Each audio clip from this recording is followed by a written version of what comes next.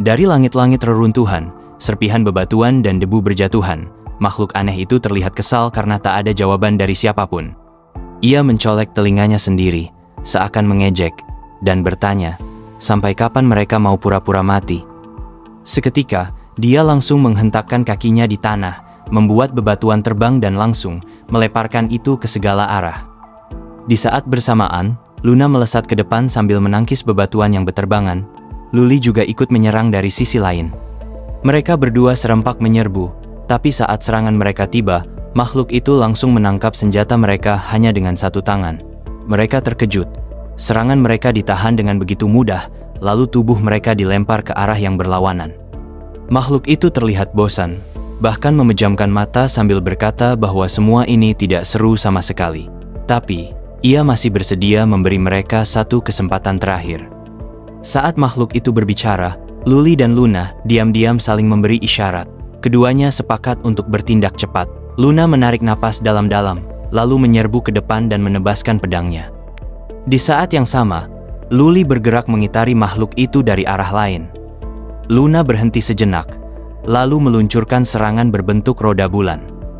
Makhluk itu berhasil menghindar, mengira serangan itu sudah selesai dan bersiap menghabisi Luna.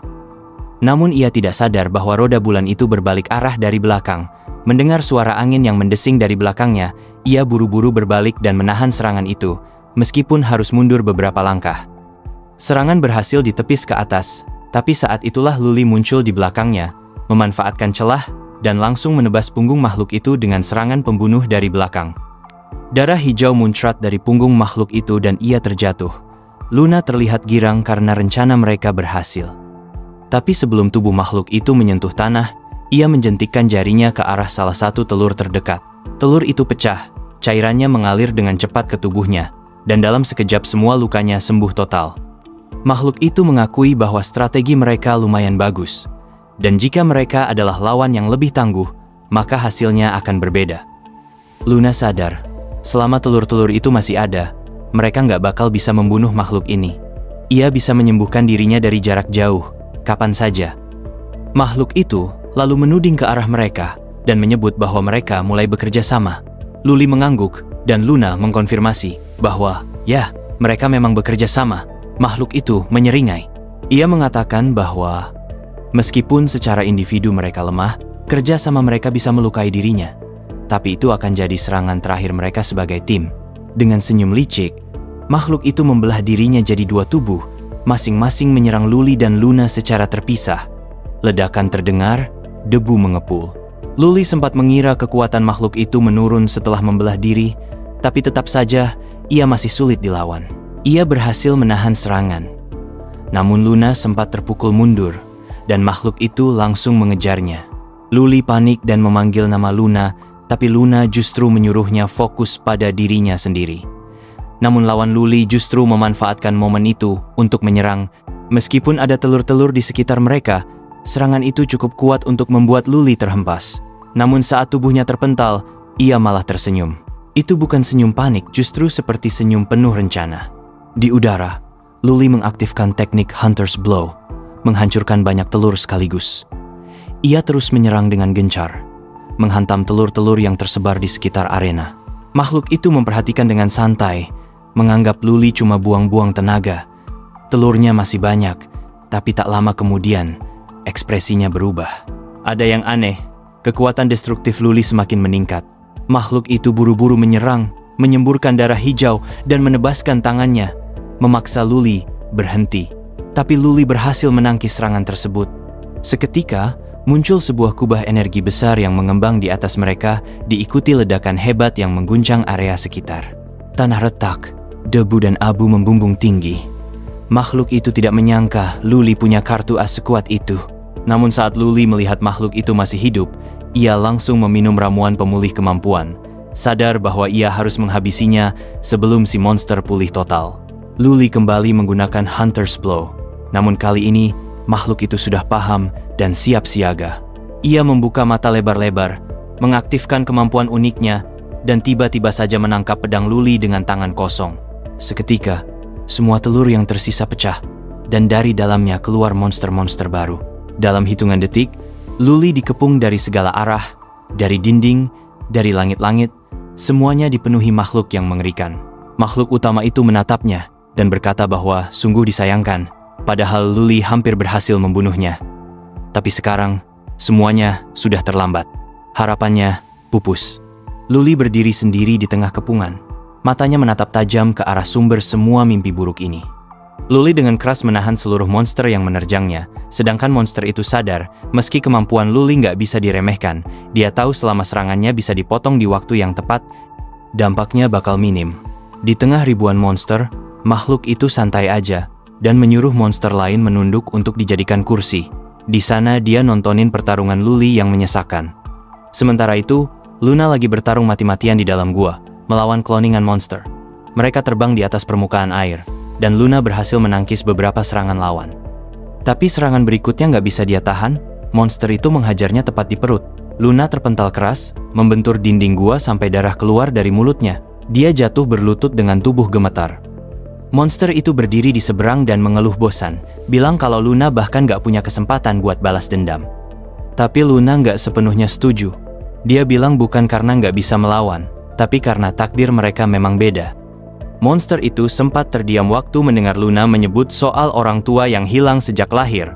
Kalimat simpati yang bikin dia kaget. Tapi setelah itu, dia malah tertawa terbahak-bahak, mengira Luna sedang bercanda biar dia mati ketawa.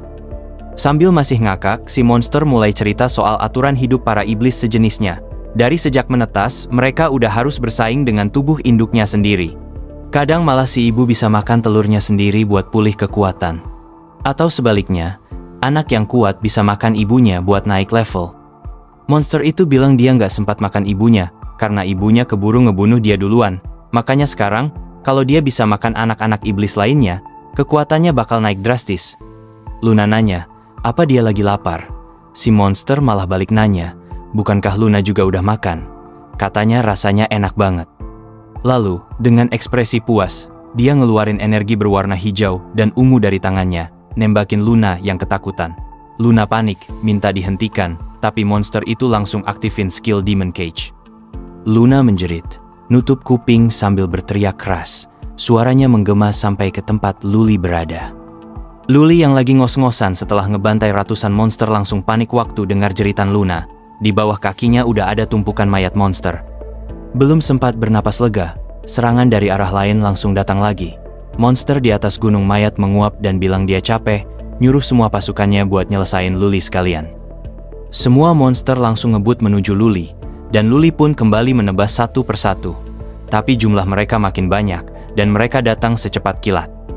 Luli tetap bertahan, menangkis dan membunuh, sampai tiba-tiba dia dapat ide. Saat seluruh pasukan monster menerjangnya sekaligus, dia tahan satu serangan, lalu beberapa monster lain langsung melompat dan menimpanya.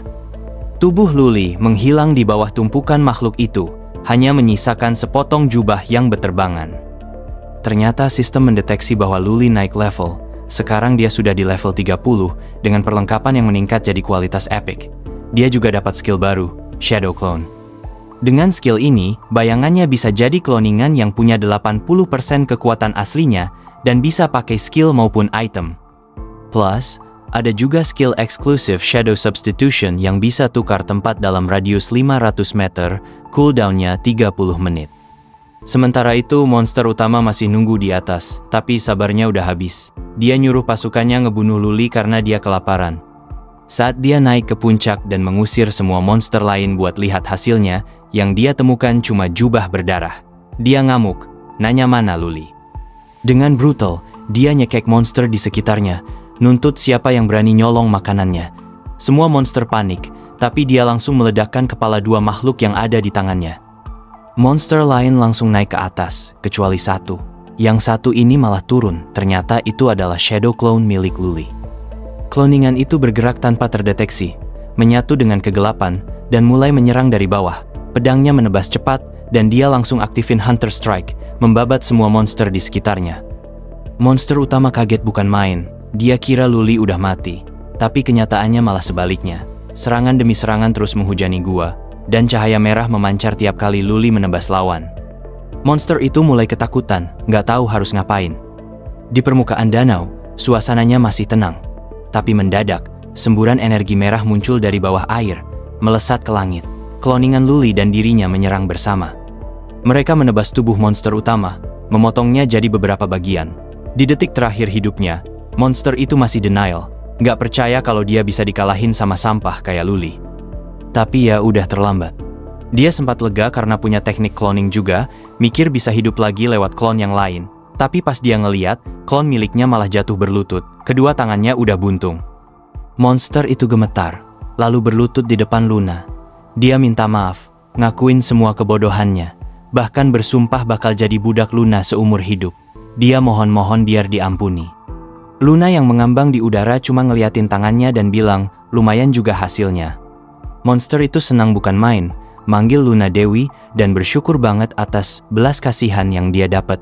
Tapi Luna ternyata nggak ngomong sama dia. Wajahnya setengah hitam, setengah putih, dan satu matanya bersinar terang. Sisi gelap Luna akhirnya buka suara, bilang kalau monster itu berisik banget, siapa yang ngomong sama dia. Menyadari bahwa Luna nggak bakal ngebiarin dia hidup, monster itu mulai menangis, memohon lagi agar dibebaskan. Tapi udah telat, dari langit-langit gua, muncul sabit hitam yang menyala. Luna mengayunkan pedangnya dengan cepat, dan tubuh bagian atas monster itu langsung terpotong. Darah hijau muncrat ke segala arah, menandai akhir dari makhluk yang dulu merasa tak terkalahkan. Setelah pertarungan yang melelahkan itu, waktu pun berlalu. Sistem akhirnya mengumumkan bahwa event pengumpulan sertifikat telah selesai. Semua pejuang diminta berkumpul di gerbang pusat kota bawah untuk instruksi selanjutnya. Di sana, para pemain berkumpul dengan berbagai ekspresi, ada yang santai, ada pula yang jelas terlihat kelelahan. Beberapa hanya berhasil mengumpulkan 100-300 sertifikat dan sekarang duduk santai, menikmati momen setelah tekanan besar. Seorang gadis di antara mereka yang cuma kumpulkan 100 sertifikat akhirnya bisa bernapas lega. Temannya mengangguk, setuju, dan bilang ini semua terlalu berat. Di sisi lain, Chile dan kakaknya duduk di sebuah meja, nggak jauh dari gerbang. Tiba-tiba, sang kakak membanting telapak tangannya ke meja dengan keras, sampai permukaannya retak. Ia merasa ada yang aneh. Mereka ngerasa ada masalah yang belum kelar. Dengan semangat, sang kakak langsung berdiri dan bilang bakal nyari tahu info tentang kakak laki-lakinya, pengen tahu siapa yang berani-beraninya nyakitin dia. Ikut terkejut waktu dengar soal kakaknya yang katanya disakiti. Ia agak panik dan mempertanyakan kabar kakaknya. Namun, si kakak perempuan malah nyalahin dirinya sendiri karena gagal melindungi si abang. Ternyata kakaknya sempat disergap dan diracuni saat sedang mencarinya. Langsung menolak percaya. Buatnya, kakaknya terlalu kuat buat dikalahkan. Tapi menurut Chile, meskipun kakaknya mungkin melawan beberapa orang sekaligus, insting kakaknya itu jarang salah. Sang kakak pun menepuk bahu A, dan mengakui kalau A benar, laki-laki yang dia pilih pasti luar biasa. Tapi sayangnya, tepukannya itu terlalu keras sampai bahu A sakit. Chile cuma bisa ngelus dada, karena kakaknya memang keras kepala sejak dulu. A pun dalam hati minta tolong ke kakaknya yang hilang. Tiba-tiba, suara batuk dari belakang menginterupsi suasana. Luli muncul, bawa Luna di punggungnya. A langsung senang dan memanggilnya dengan penuh emosi, dan kakaknya Chile, tanpa basa-basi, menyebut Luli sebagai suaminya. Chile cuma bisa nutup muka, sebal karena kakaknya terlalu berlebihan. Luna yang ada di punggung Luli minta diturunkan karena merasa sudah baikan. Luli setuju, tapi mengingatkan Luna untuk tidak memaksakan diri. Melihat Luna di punggung Luli, kakaknya Chile langsung terbakar cemburu. Dia jalan cepat ke arah Luli sambil ngomel nggak jelas. Chile buru-buru nyusul, mencoba menenangkan, takut suasana makin panas. A juga ikut lari menghampiri dan berharap semuanya bisa diselesaikan dengan kepala dingin. Di belakang Luli, Luna batuk kecil. Tapi kakak Chile sudah berdiri di depan Luli, menatap matanya, dan dengan suara lembut memperkenalkan dirinya, Huo, nama yang artinya lada dari keluarga situ. Dia malu-malu, tapi tetap percaya diri menyebut dirinya sebagai jodoh sejati Luli di masa depan. Luli jelas kaget, langsung mundur. Luna juga terkejut, menutup mulutnya. Sementara Chile cuma bisa menghela napas panjang. Beberapa detik kemudian, layar besar muncul di atas gerbang pusat. Suara menteri terdengar, mengucapkan selamat kepada para pejuang yang telah menyelesaikan kompetisi. Ia kemudian mengumumkan peringkat 100 besar. Di posisi pertama ada Daybreak Shuang dengan 4.999 poin, diikuti Daybreak Leda, Jangu, Daybreak Funga, Daybreak Yagian, dan Daybreak Dayan. Di peringkat ke-7 ada Huo dan setelahnya Luna. Para pemain terkejut bukan main. Salah satu dari mereka heran, apa mungkin ada yang sampai nyentuh angka 5.000 poin? Temannya juga bingung, siapa sebenarnya orang ini? Salah satu pemain tunjuk ke pemimpin pasukan dan bilang, dia ada di sana. Nggak aneh sih, karena mereka semua dari Guild Daybreak. Salah satu pemain lain belum pernah dengar tentang guild ini. Tapi ternyata, Daybreak adalah guild peringkat 3 tertinggi di seluruh server. Isinya pemain-pemain pro dari klub Daybreak, yang sebelumnya sudah menang beberapa kejuaraan dunia game lain. Mendengar itu, pemain yang tadi penasaran jadi paham kenapa mereka kuat banget. Tapi dia masih penasaran soal satu nama, Sangu, yang menyelinap ke posisi 3. Kalau bukan karena dia, 5 besar bakal dikuasai sepenuhnya oleh anggota Guild Daybreak. Temannya usul, kenapa nggak coba kenalan? Siapa tahu bisa jadi teman. Mereka pun mendekati Luli. Di saat itu juga, Huo mulai genit lagi, muji nama Luli yang katanya indah banget, bahkan sempat nyeletuk minta bulan. Tapi Luli tetap menolak dengan sopan, bilang dia nggak tertarik jatuh cinta ke siapapun. Di sisi lain, A dan Chile terlihat jongkok bareng, sambil ngobrol pelan. Beberapa pemain lain yang melihat mereka merasa janggu sebenarnya nggak kelihatan seperti karakter kejam. Sementara itu, Fia masih terus mengamati ke arah mereka.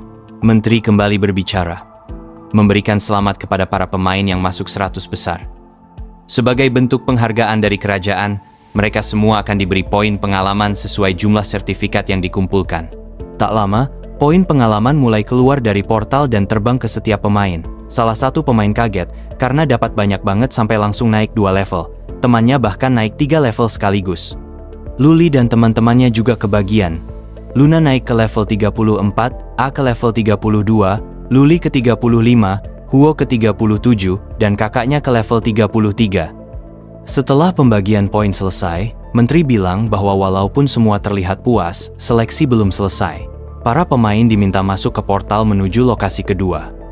Tanpa pikir panjang, para pemain langsung mendekati gerbang utama. Beberapa bertanya-tanya apakah mereka punya pilihan, tapi sebagian lain merasa bahwa dengan pengalaman segede itu, hadiah di tahap berikutnya pasti jauh lebih besar. Para pemain paling depan langsung melangkah cepat masuk ke portal, dibawa oleh sihir teleportasi. Begitu masuk, mereka muncul di atas pilar-pilar bulat yang terbagi jadi 5 bagian besar dan 1 kecil. Di tengah-tengahnya ada celah besar, dan di salah satu dinding terpampang jam raksasa.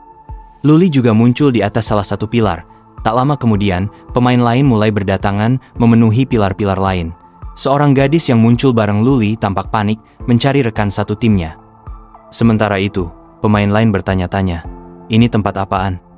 Seseorang menyimpulkan, sepertinya ini adalah bagian kedua dari ujian.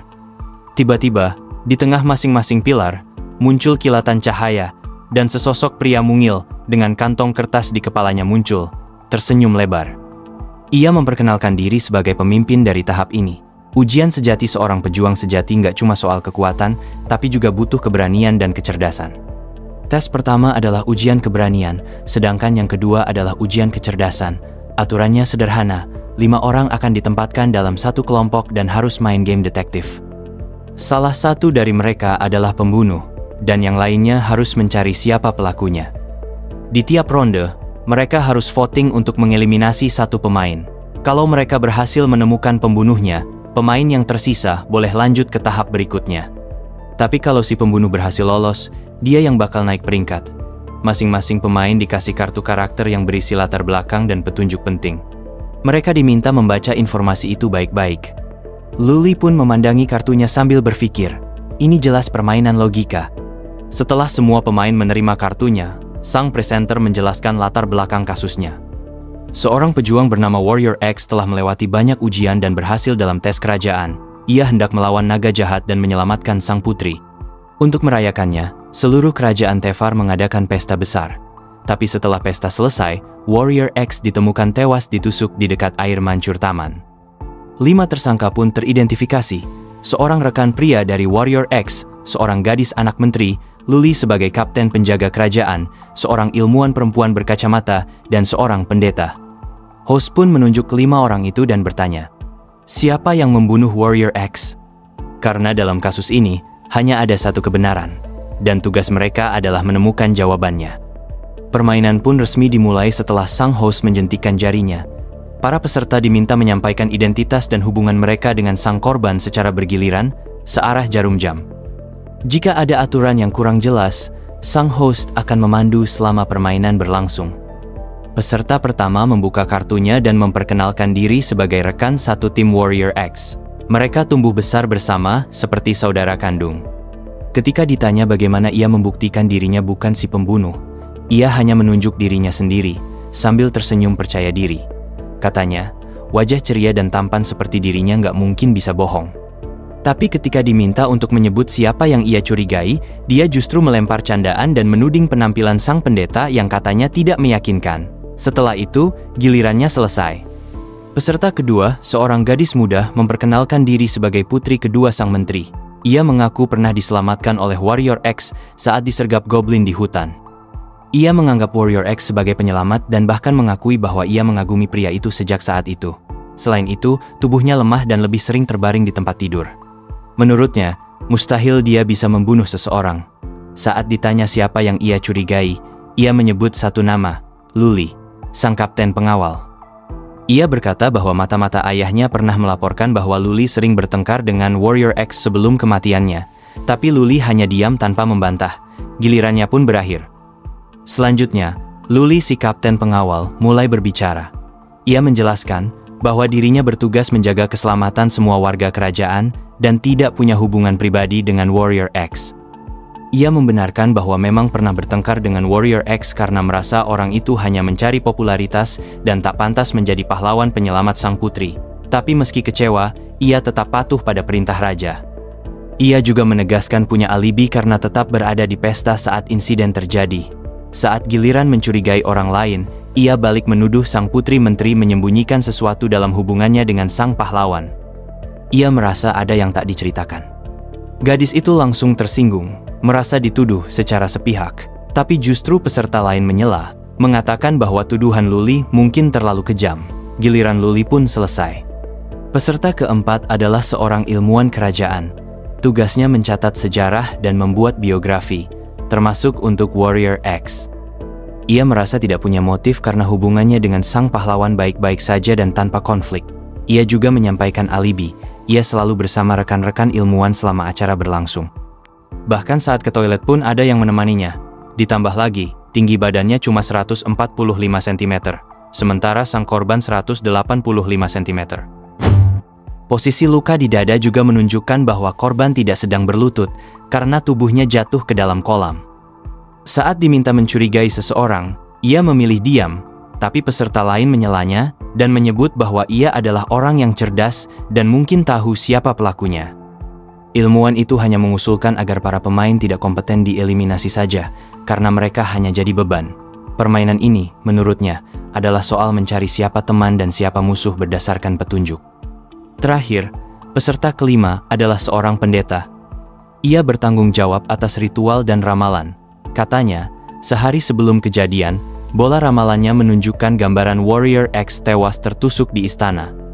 Ia segera melapor ke raja dan diperintahkan untuk melakukan doa dan pengorbanan untuk mengubah nasib sang pahlawan. Tapi ternyata, ritualnya terlambat. Saat ditanya siapa yang dicurigai, ia berkata bahwa si pembunuh pasti orang yang cerdas dan pandai menyamar. Kadang justru orang yang paling tidak dicurigai, malah jadi yang paling berbahaya. Putaran pertama pun selesai. Semua diminta untuk memilih siapa yang mereka curigai sebagai pembunuh. Dalam hitungan mundur, mereka mengangkat tangan dan menunjuk target masing-masing. Mayoritas memilih peserta pertama. Peserta pertama kaget karena tak menyangka dituduh. Ia ngotot bahwa dirinya orang baik, tapi sang host tanpa basa-basi langsung menyuruhnya turun. Lantai tempat ia berdiri tiba-tiba terbuka dan ia jatuh sambil berteriak. Identitasnya terungkap sebagai rekan, bukan pembunuh. Permainan berlanjut. Host mengumumkan bahwa mereka masuk ke putaran kedua. Setiap pemain akan mendapat petunjuk baru di kartu mereka, tapi hanya 3 petunjuk yang benar. Sisanya palsu. Karena peserta A sudah tereliminasi, giliran dimulai dari peserta B. Putri Menteri melihat kartunya. Ia mengatakan bahwa sang kapten pengawal adalah orang yang sangat tunduk pada perintah raja. Saat sang raja menyuruh pendeta berdoa, ia juga memerintahkan pengawalnya untuk melindungi Warrior X. Namun, Ia merasa clue ini mencurigakan, karena menurutnya, anjing yang terlalu jinak justru bisa menggigit paling keras di belakang. Kapten pengawal lalu bicara. Ia membenarkan bahwa pendeta memang tetap berada di altar semalaman setelah dari istana. Menurutnya, alibi pendeta dan ilmuwan cukup masuk akal. Tapi ia belum puas dengan jawaban si putri. Ia merasa masih ada yang disembunyikan soal hubungannya dengan sang pahlawan. Ilmuwan lalu membaca petunjuk di kartunya. Sang putri ternyata sangat tergila-gila pada Warrior X. Ia bahkan sampai mengikuti kemanapun dia pergi, mengumpulkan barang-barangnya, dan mengirimkan rambutnya tiap hari. Ia bahkan pernah mengancam lewat surat jika tidak mendapat balasan. Putri Menteri langsung membela diri, menuduh ilmuwan menyebar fitnah. Tapi ilmuwan melanjutkan, ia juga tahu bahwa hanya sang putri yang meninggalkan pesta lebih awal malam itu. Informasi ini ia dapat dari sang kapten. Terakhir, sang pendeta diam sejenak lalu berkata bahwa menurut hasil ramalan, ilmuwan adalah sosok yang dapat diandalkan dan cakap membantu raja. Putaran kedua pun selesai. Semua diminta kembali memilih. Kali ini, sebagian besar memilih sang putri menteri. Ia langsung ngamuk dan menuduh semua orang bodoh karena menuduhnya tanpa alasan. Ia merasa dirinya jelas-jelas bukan pembunuh. Ia bahkan menyerang ilmuwan dan menyebutnya iri karena kalah cantik, lalu menuduhnya menguntit dan memerasnya. Tapi tiba-tiba, lantai di bawahnya menghilang, dan ia pun jatuh sambil berteriak ingin membalas dendam. Identitasnya juga terungkap sebagai rekan. Permainan tetap lanjut, host pun mengumumkan bahwa mereka kini masuk ke putaran ketiga, putaran penentu. Jika pembunuh tidak ditemukan kali ini, maka ia akan menang. Kali ini, tak ada giliran, semua boleh bicara bebas. Setelah 3 pemain selesai bicara, mereka akan memilih. Luli langsung mengangkat tangan dan berkata bahwa ia ingin menyimpulkan 2 putaran sebelumnya terlebih dahulu, tapi ilmuwan menutup matanya, lalu membuka dengan penuh keyakinan. Menurutnya, semuanya sudah sangat jelas sekarang. Di tengah ketegangan permainan, semua mata tertuju pada satu sosok yang dengan percaya diri melontarkan kesimpulan mengejutkan. Menurut informasi yang ia punya, tersangka B ternyata tidak bersalah. Tapi ini semua bukan kebetulan. Dia sengaja menyusun strategi ini demi menjatuhkan satu persatu. Setelah membuat semua orang waspada, dia mendorong kacamatanya dan menjelaskan kalau semua ini dia lakukan untuk mengungkap siapa pembunuh sesungguhnya. Dan pembunuh itu adalah kapten pengawal kerajaan. Luli langsung menuntut bukti, tapi dia bilang, bukti yang paling kuat adalah apa yang sudah ia lakukan sejauh ini. Petunjuk yang mengarah ke sang kapten adalah hasil rancangannya sendiri. Tujuannya cuma satu, untuk melihat apakah sang kapten akan memilihnya atau tidak. Dan ternyata tidak. Saat Luli hendak menyela, dia lebih dulu menyindir, menanyakan apakah kapten itu sekadar nggak suka padanya dan memilih yang lain. Tapi dia yakin, tatapan mata nggak pernah bohong. Saat dia memberi sinyal palsu, seharusnya reaksi normal dari kapten itu adalah melirik, entah karena curiga, penasaran, atau salah paham. Tapi tidak. Dan satu-satunya alasan logis, kapten itu adalah si pembunuh. Secara naluriah, kapten itu tidak memikirkan cara menemukan si pelaku. Fokusnya justru bagaimana menyembunyikan jejak dan menyingkirkan ancaman. Itulah kenapa dia bahkan gak berani menatap. Buatnya, itu bukti yang cukup jelas. Luli, setelah mendengar semua itu, hanya bisa menghela napas berat lalu duduk di lantai. Dia mengaku tidak bisa membantah. Dan akhirnya, semua sepakat menerima kesimpulan itu sebagai kebenaran. Sudah saatnya voting dilakukan, tak ada lagi yang perlu ditunda. Gadis itu agak terkejut. Dalam hati, dia bertanya-tanya, kenapa Luli nggak berusaha melawan? Setelah itu, host pun beralih ke tersangka E dan menanyakan apakah ia masih ingin berdiskusi. Sang pendeta menggeleng dan menolak, maka diumumkanlah bahwa ronde terakhir telah selesai. Setelah hitungan mundur, semua peserta diminta mengangkat tangan untuk memilih. Tersangka C dan E sama-sama menunjuk ke D. Jadi, D-lah yang mendapat suara terbanyak. Luli menyeringai. Host mengumumkan bahwa permainan telah usai, pembunuh menang. Gadis itu melotot marah ke arah tersangka E, menuntut penjelasan. Tersangka E langsung jatuh ke lantai, sadar bahwa dia membuat kesalahan fatal. Sementara sang gadis membuka tangan lebar-lebar, frustasi karena merasa semua penjelasannya telah sia-sia. Kenapa E tidak memilih si pembunuh? Luli pun berdiri dan berkata, bahwa jawaban dalam hati seseorang jauh lebih kuat dari kebenaran yang diucapkan. Gadis itu bingung, mencoba mencerna maksudnya. Luli melanjutkan, sejak ronde pertama, ia sudah tahu bahwa cepat atau lambat si pembunuh bakal terungkap. Tapi untungnya, gadis itu memilih metode eliminasi. Maka, tersangka A dan B otomatis akan tersingkir lebih dulu. Dalam skenario itu, pendeta, si tersangka E, adalah satu-satunya peluang yang tersisa. Luli menatap ke arah pendeta dengan cemas, lalu mengungkap bahwa seluruh strateginya bersandar pada logika dari ronde pertama. Gadis itu pun kaget, mengingat bahwa Luli sempat memilih A, lalu C, dan akhirnya dia sendiri. Itu sebabnya, di ronde terakhir, Luli tampak pasrah, tapi sebenarnya diam-diam mendorong E agar membuat pilihan yang salah. Gadis itu jatuh berlutut, hancur karena merasa telah kalah. Tak lama kemudian, bagian lantai tempat mereka berdiri tenggelam. Sang host mengumumkan bahwa permainan telah berakhir. Para pecundang dieliminasi. Tepuk tangan terdengar. Host menyebutnya luar biasa. Serangan balik yang sempurna. Luli melemparkan kartu latar belakangnya. Ternyata, dia memang seorang pembunuh. Dia mendapat perintah langsung dari raja untuk melenyapkan Warrior X. Langkah pertama, membunuh mata-mata yang pura-pura menjadi pahlawan, lalu menyelesaikan urusan yang tertunda dengan rekan Warrior X. Kemudian menyingkirkan putri sang menteri yang bersekongkol dengan X. Setelah itu, membasmi ilmuwan penyamar yang jadi kaki tangan X. Dan terakhir, sang pendeta. Setelah game berakhir, layar besar muncul di atas arena. Menteri muncul dan mengucapkan selamat pada para warrior yang lolos dari seleksi tahap kedua. Raja pun telah menyiapkan hadiah emas dalam jumlah besar. Kini saatnya beristirahat. Mereka akan segera menuju lokasi seleksi terakhir. Tak lama kemudian, teman-teman Luli muncul satu persatu, melompat ke atas pilar dan memanggilnya. Luna memujinya. Semuanya berhasil lolos, tapi Luli hanya menutup mata, tak menjawab sepatah kata pun. Setelah semua berkumpul, pagar pelindung muncul mengelilingi mereka. Menteri meminta semua peserta bersiap. Mereka akan segera berangkat. Pilar-pilar pun melesat naik ke lubang besar di langit-langit. Cahaya matahari mulai masuk, membuat Luli menutup mata dengan tangannya. Di atas sana, awan-awan merah muda menghiasi langit. Matahari hampir tenggelam saat platform mereka berhenti di tempat tujuan. Mereka tiba di sebuah arena raksasa dengan tribun penonton di sekelilingnya. Sorak-sorai menggema ke seluruh penjuru. Semua penonton melambaikan tangan, dan sang menteri bersama asistennya menyambut para hadirin. Sebuah layar besar muncul di langit, menampilkan wajah sang menteri.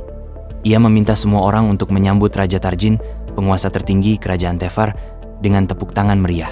Sang raja akan memberikan pidato mengenai tahap seleksi ketiga. Di layar, raja terlihat duduk di singgasananya. Ia tersenyum dan tertawa, mengucapkan terima kasih atas sambutan hangat dari semua orang. Ia juga memberi penghargaan setinggi-tingginya kepada para warrior yang telah datang sejauh ini demi mengikuti seleksi dan menyelamatkan putrinya. Menurutnya, seleksi tahap pertama dan kedua sudah sangat efektif. Para peserta yang masih berdiri sekarang ini benar-benar cerdas dan gagah berani. Luli dan kawan-kawannya berdiri di antara para peserta lainnya, menyimak pidato sang raja. A bercanda, merasa seperti hari Senin di mana kepala sekolah sedang pidato. Jile setuju sambil cekikikan. Di layar, batu permata muncul di atas telapak tangan raja. Ia menjelaskan bahwa kerajaan mereka memang tak tertandingi dalam tambang dan pandai besi. Untuk memberi semangat pada para warrior, 3 besar akan diberikan batu untuk inlay senjata legendaris. Ketua Guild Daybreak memberi perintah pada timnya. Informasinya benar, 3 batu itu harus menjadi milik mereka. Semua anggota guild langsung menjawab tegas, tanda mereka paham. Di sisi lain, AF bertanya pada kakaknya, apa itu batu inlay legendaris dan seberapa mahal harganya? Luli menjelaskan, batu itu sangat langka. Kalau dipasang ke senjata, bisa memberikan skill khusus. Sambil mengangkat tangan ke dagunya, Luli berpikir, bukankah batu seperti itu seharusnya baru muncul di level 50? Kenapa sekarang sudah ada? Chile kegirangan. Di pasar, satu batu bisa dijual puluhan sampai ratusan ribu yuan. Ikut bersorak. Kalau dapat ketiganya, mereka bakal kaya raya. Raja tertawa, bilang dia bisa merasakan semangat tempur menyala di dada para warrior. Maka, seleksi tahap ketiga pun dimulai. Menteri menyatakan bahwa semua warrior pasti sudah tidak sabar masuk arena. Asistennya setuju, lalu mengingatkan bahwa mereka harus sabar dan mendengarkan peraturan terlebih dahulu. Hanya 32 warrior yang lolos ke tahap ini.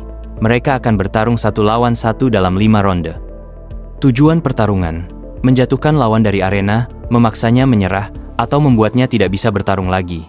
Pemenang akan dapat banyak EXP, emas, dan hak pilihan pertama. Pemenang juga berhak memilih rekan untuk ikut menyelamatkan sang putri. Setiap anggota akan diberi kesempatan mengambil 1 item dari gudang harta kerajaan. Nomor peserta akan segera ditentukan, dan lawan akan dipilih secara acak. Setelah beberapa detik, sistem mengumumkan bahwa pasangan duel pertama telah terbentuk, nomor 4 melawan nomor 13. Kedua peserta diminta masuk arena. Nomor muncul di atas kepala tiap peserta. Luna mendapat nomor 7, Luli nomor 4, Chile 27, A26, dan Huo 18. Luna menoleh ke Jangu dan bilang kalau dia duluan. A tersenyum penuh semangat, siap tampil. Huo memanggilnya suami dan menyuruhnya jangan sampai kalah. Luli teringat pertarungannya di Fungan. Sekarang, satu lagi pertarungan di arena terbuka. Saat ia melangkah ke tengah arena, sorakan menggema dari tribun penonton. Lawannya pun muncul, tapi begitu melihat siapa yang ada di seberangnya, Luli langsung terpaku, terkejut. Pertarungan sengit akhirnya dimulai. Luli, yang di game dikenal sebagai Zhan Yue, tiba-tiba terdiam di arena. Di depannya berdiri seorang lawan yang mukanya kayak nggak asing. Sosok itu berdiri santai. Tangannya udah nyantol di pedang di punggung. Senyum-senyum pede kayak lagi pose buat poster turnamen. Dia adalah Lu Ren. Hari itu, Lu Ren beneran ngerasa panggung ini miliknya. Momen yang udah lama ditunggu setelah sekian lama jadi figuran. Dalam hati, dia mikir, ini dia waktunya buat bersinar. Kilas balik sang Passerby King. Flashback singkat muncul. Dulu, Lu Ren ini rajin banget farming bos. Satu persatu musuh elit dia tebas. Sampai akhirnya, si Amon tangan satu tumbang kena jurus andalannya, Cross Sword Slash. Hadiahnya, Amon's Heavy Sword, pedang gede dan berat yang katanya keren parah. Lu Ren pernah kalah dari bos terbatas yang bikin dia trauma berat. Tapi mentalnya baja, dia nggak nyerah. Setelah 28 kali nyoba, akhirnya dia dapat loot yang sama lagi, dan bersumpah nggak bakal kehilangan kesempatan kedua. Niatnya udah kayak karakter utama anime shonen yang udah nyusun strategi balas dendam. Saking seringnya farming dan latihan, dia sampai ngeklaim diri sebagai Passerby King, seorang lone wolf kuat yang nggak butuh siapa-siapa. Ya, vibes anak warnet yang tiap hari solo ranked dan ogah mabar. Skillnya makin tajam. Skeleton-skeleton di depannya kayak cuma jadi boneka latihan. Lu Ren terus berlatih, terus berayun, dan makin yakin. Siapapun yang bisa ngalahin dia, berarti udah masuk level langka banget. Tapi, ada satu hal yang dia lupa, yang namanya plot twist itu selalu ada. Realita yang pahit untuk Lu Ren. Balik lagi ke arena pertandingan, Lu Ren udah pasang muka pede maksimal. Dia yakin, kali ini dia nggak bakal kalah. Tapi sayangnya, hidup kadang nggak sesuai rencana. Belum juga Lu Ren ngapa-ngapain, tiba-tiba dia udah kena serang. Luli yang gerakannya cepet dan presisi, nyabet dadanya pakai belati hitam yang ninggalin bekas kayak luka lama. Lu Ren bahkan belum bisa bereaksi. Dia cuma bisa melongo sambil mikir, "Loh, ini apaan barusan?" Yang tadinya senyum, sekarang malah panik. Dia ngerasa ini nggak adil banget. Nuntut rematch dalam hati, sambil denial keras padahal jelas-jelas udah kalah telak. Sedangkan Luli, dia cuma santai, mainin belatinya sambil mikir, orang ini omongannya nggak berubah dari dulu. Emang dasar, kadang kepercayaan diri itu bisa jadi bumerang. Oh ya, nggak perlu heran kenapa Luli bisa se-OP itu. Soalnya dia bukan player biasa, dia itu kreator gamenya sendiri, alias GM. Jadi ya, bisa dibilang dia nge-cheat legal. Udah kayak admin server yang turun tangan langsung. Pembawa acara langsung ngumumin hasil pertarungan. Zhan Yue alias Luli menang telak lawan Passerby King alias Lu Ren, dan otomatis masuk ke top 16. Guild Daybreak mengamati, dan drama persaingan internal. Di tempat lain, guild besar bernama Daybreak lagi nonton. Pemimpinnya langsung nanya ke salah satu anggotanya, "Bener nggak? Itu si bocah yang mereka gagal bunuh dulu?" Si Old Three ngangguk pelan. Pemimpin mereka senyum tipis sambil bilang, "Wah, menarik juga." Sementara itu, si Old Four yang dulu pernah duel lawan Luli nggak mau kalah, langsung ngeklaim kalau dia yang pertama nemuin mangsa itu. Pertandingan selanjutnya dimulai. Luna tampil elegan banget, jurusnya kayak tarian di bawah sinar bulan. Lawannya kalah dengan cepat, dan dia pun masuk ke top 16 tanpa drama. Lalu muncul Fei, si cowok tengil yang kelakuannya nyebelin banget. Dia menang, tapi caranya agak sadis. Lawannya diperlakukan kayak ayam bakar, bener-bener gak ada kasihan. Sementara itu, Hu Jiao cewek yang dulu pernah jatuh hati ke Luli juga ikutan naik panggung. Gak pakai basa-basi, satu pukulan berat langsung bikin lawannya KO. Doi masuk ke top 16 juga dan langsung bikin pemimpin Guild Daybreak mikir gaya bertarungnya mirip seseorang yang mereka kenal. Old Three yang nonton cuma senyum dan bilang, "Aku 80% yakin itu dia." Lanjut ke pertarungan berikutnya. Little Chili adiknya Hu Jiao bakal melawan salah satu anggota Daybreak Guild, si Dian Dian. Dian Dian naik panggung dengan pede. Pemimpin guild ngasih wejangan klasik. Jaga emosi. Tetap tenang. Anggap ini latihan.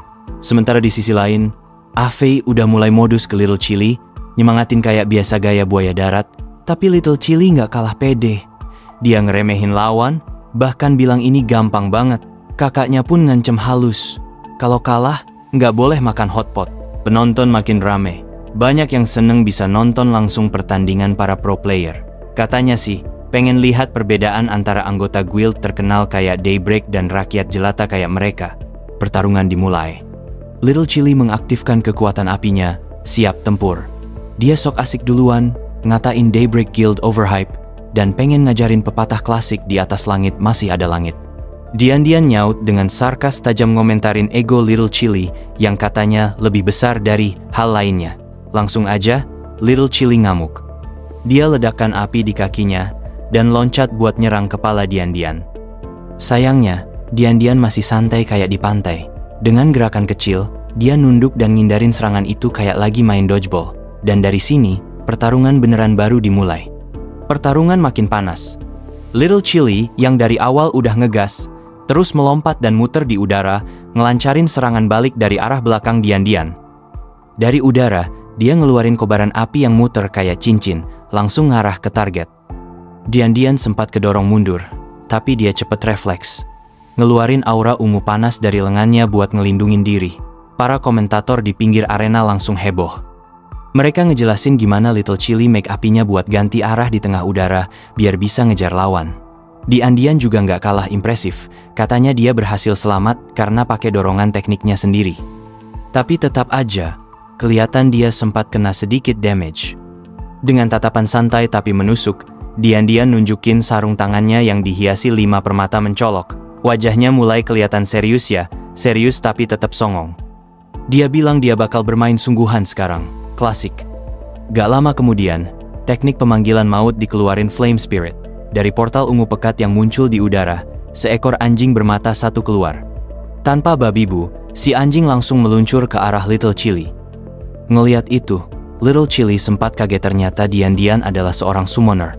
Dan anjingnya, ngebut banget, tapi Chili nggak kehilangan akal. Dia nyadar kalau si anjing cuma bisa bergerak lurus. Jadi dia tinggal prediksi arah dan cari celah. Pas timingnya pas, dia nyemburin api dari kakinya buat ngelawan balik. Masalahnya, serangan itu nggak ngaruh. Si anjing literally nggak ada luka, malah loncat dan nyeruduk langsung ke arah Little Chili. Sebuah ledakan besar terjadi, bikin Little Chili mental ke belakang. Fei panik, sementara Hu Jiao dengan muka serius menganalisis situasi. Anjing panggilan Dian Dian punya resistensi tinggi terhadap api. Jadi ya, serangan api nggak bakal ngaruh. Si anjing balik ke sisi Dian Dian, dan Dian Dian ngeluarin komentar khas villain murahan nyuruh Chili nyerah sebelum makin malu. Tapi bukannya takut, Little Chili malah makin ngegas. Dia nggak mau nyerah. Malah kobaran api di sekitarnya makin banyak, dan dia langsung ngerush ke arah Dian Dian buat nyerang lagi. Dian Dian nyuruh anjingnya nahan semua bola api, dan dia sendiri ngejek Chili nyuruh berhenti buang-buang tenaga. Tapi Chili tetap nggak peduli. Dia keluarin teknik pamungkas, Fire Tornado. Angin api raksasa langsung terbentuk di sekelilingnya. Di tengah kobaran itu, Dian Dian dan si anjing kelihatan kecil dan rapuh. Fei yang nonton di luar arena sampai speechless saking kagumnya Chili dengan taktik deketin pakai comet, lalu langsung nyamber pakai tornado api dari jarak dekat. Gokil. Dian Dian mulai panik. Dia minta flame spiritnya buat ngelindungin dirinya. Si anjing lompat ke depan jadi tameng hidup. Dian Dian juga nambahin pelindung ungu buat nahan tornado. Tapi dia lengah. Tanpa sadar, dari belakang, sebuah bola api lain udah meluncur. Dan pas Dian sadar, udah telat. Little Chili udah siap dengan kobaran api lain yang lebih gede, dan serangan itu langsung nyamber tanpa ampun. Ledakan gede meledak di langit. Dian terbakar, dan Chili langsung mundur dengan percaya diri. Dia ngerasa udah menang. Para komentator juga ikutan heboh, nyimpulin kalau kombinasi serangan beruntunnya sukses bikin Dian kelabakan. Tapi, ya, karena ini shonen banget, tentu aja belum kelar. Akhir pertarungan yang mengejutkan. Dari luar arena, Ah Fei dan Hu Jiao langsung teriak. Ternyata Dian masih berdiri. Matanya nyala, permatanya bersinar dan kamu tahu ini artinya, masuk mode serius. Sekali lagi, dia aktifin teknik pemanggilan maut 5 layered offense and defense. 5 makhluk kecil muncul dan langsung nyerbu Little Chili. Ada burung emas, gold spirit, ikan biru, water spirit, pohon kecil dengan 1 tangan, wood spirit, laba-laba orange, flame spirit, dan si anjing tadi, yang ternyata Earth Spirit. Mereka kecil-kecil, tapi jangan remeh. Serangan beruntun mereka bikin Little Chili nggak bisa ngelindungin diri. Komentator makin heboh. Mereka kaget karena Dian bisa ngekontrol 5 beast sekaligus. Kayak lagi main-main aja. Sementara itu, Little Chili udah nggak bisa berdiri lagi. Pertarungan ini selesai. Dian menang dan lolos ke top 16.